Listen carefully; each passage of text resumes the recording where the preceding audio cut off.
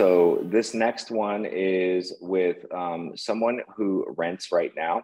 And this is an extremely, extremely, extremely qualified borrower. Okay, extremely qualified borrower is the context. First-time home buyer, extremely qualified. So when I'm going to show the rent, they didn't ask for a rent to own, by the way. They just asked for the numbers. They know that their payments are going to go up about $4,000 a month.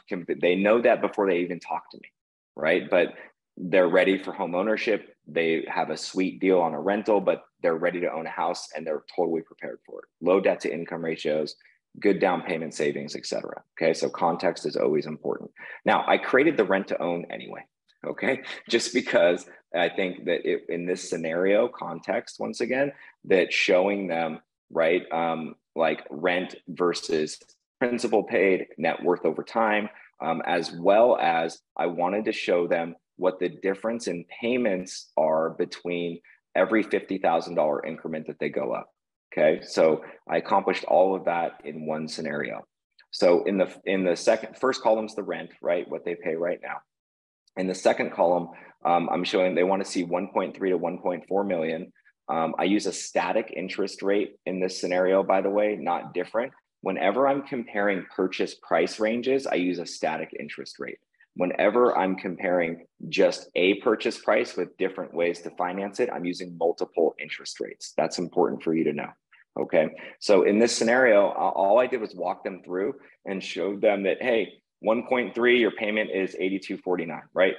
Tax deduction is, $85.95, and your net monthly payment, right, is X.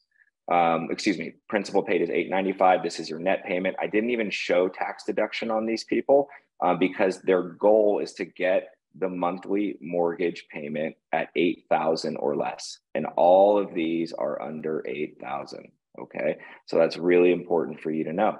So in the second one, hey, 1.35 million, your payments are $85.61.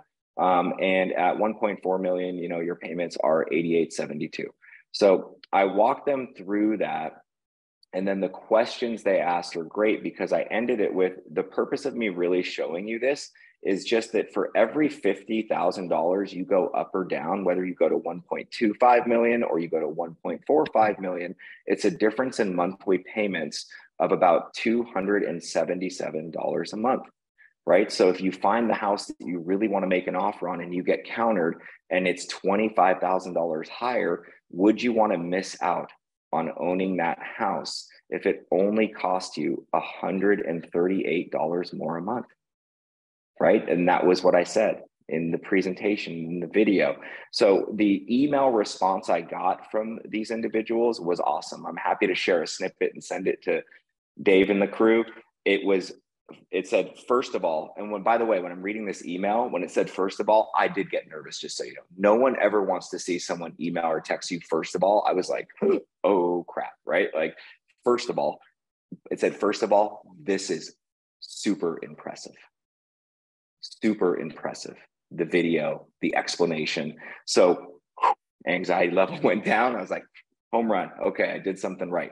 And then they got to ask great questions. Their questions in the email were, hey, if we put like a little bit more money down and get to conforming, is that better or worse? Are these are jumbo rates better?